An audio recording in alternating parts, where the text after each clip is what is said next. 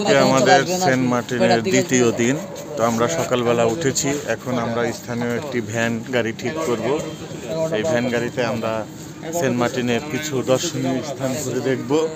তো আমরা এখন আপনাদেরকে শোনাবো যে কি কি দর্শনীয় স্থান রয়েছে। কি স্পটে ঘুরাবা? আমি দ্বীপ, প্রবাল দ্বীপ, নিজন দ্বীপ, দাদাসিনী দ্বীপ, নাইকেল বাগান, হুমান আমার বাড়ি, মেন বিচ। এটা ঘুরে সব বাড়ি ঘুরে এই বিচের মাথায় আমরা এখানে যে ভ্যান চালক রফিক, তার সাথে কথা বলে তার ভ্যানটি ভাড়া করেছি। আমরা এখন সেন্ট মার্টিনের কয়েকটি স্থান ঘুরে দেখব। কি কি স্থান ঘুরে দেখব আপনাদেরকেও দেখাবো। সেন্ট মার্টিনের নামকরণের সঠিক ইতিহাস এখন আপনাদেরকে বলবে সাইদ ভাই। সাইদ ভাই, কিভাবে সেন্ট মার্টিনের নাম সেন্ট মার্টিন হলো? আমি এখানে এসে যথাযথ মুরব্বীদের সাথে কথা বলে যা জানতে পেরেছি সেটা হলো, এখানে মতিন নামের কেউ আতর, সেন্ট এগুলো নিয়ে এখানে এই মাছ ধরতে ট্রলারে করে এসেছিল। তারপর তার গায়ে থেকে অনেক সেন্টের বাসনা করছিল। তারপর কিছুদিন পরে ওইখানে দু একজন করে আরও অন্য যারা মাছ ধরা ট্রলার নিয়ে আসতে দেখে যে তার গায়ে থেকে সেন্টের বাসনা করছে। তারপর তার নাম ছিল মতিন। সেই নামকরণ নাম অনুসারে এখানকার লোকজন তার নাম দেওয়া হয় সেন্ট মতিন, কিন্তু সেটাকে আরও কিছু মডিফাই করে সেটাকে রাখা হয়েছে সেন্ট মার্টিন, নাকি এরকম? হ্যাঁ, আঞ্চলিক ভাষায় পরে মার্টিন বলা হয়েছে। এবং এখানকার স্থানীয়রা কিন্তু বললো যে কয়দিন পরে এটি সেন্ট মার্কিনও হয়ে যেতে পারে। সেন্ট মার্টিন থেকে ছেড়া দ্বীপে আমরা যাচ্ছি। তো যাওয়ার পথে আমরা দেখতে পাচ্ছি যে সমুদ্রের পাড়ে অনেক প্রবাল রয়েছে।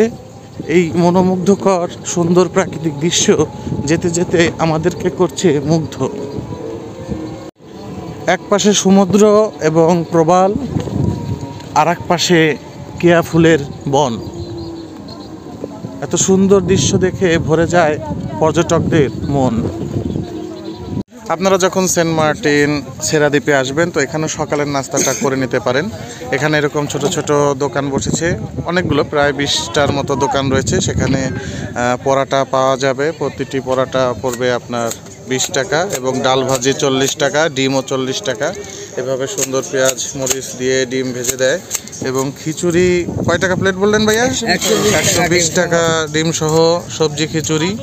তো এখানে সকালের নাস্তা আপনারা সেরে নিতে পারেন। আপনাদের এখানে কি কি খাবার পাওয়া যায়? আমার এখানে টুনা খিচুড়ি পাবেন, সকালে পরোটা পাবেন, ডিম অমলেট, ডাল ভাজি। এগুলো কি তুমি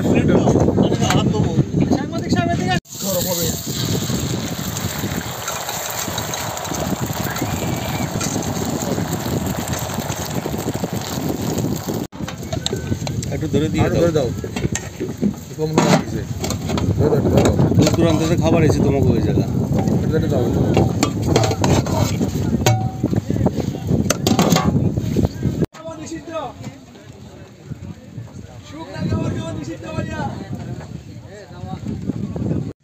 এখন আছি বাংলাদেশের এক পাশের শেষ প্রান্ত বলতে পারেন, যে সেন্ট মার্টিনের ছেড়া দ্বীপে এখন আমরা আছি। তো ছেড়া দ্বীপে এসে আসলে তেমন কিছু দেখার মতো নেই, এমনি ওই সমুদ্র পাড়ের মতোই। তো তবুও মানুষ ঘুরতে আসে ছেড়া দ্বীপে। এখানে বাংলাদেশের এই পারের শেষ প্রান্ত, অনেক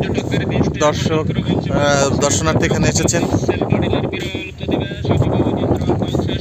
তবে এখানে একটা নির্দেশনা দেওয়া হচ্ছে বারবার, যে কেউ এখানে প্লাস্টিক বোতল ফেলবেন না, ময়লা আবর্জনা ফেলবেন না, বা কেউ শামুক, ঝিনুক, শৈবাল এগুলো কেউ সংগ্রহ করবেন না, কারণ এগুলো প্রকৃতির ভারসাম্য রক্ষা করে, এটাই সৌন্দর্য। তো বারবার এখানে নির্দেশনা দেওয়া হয়।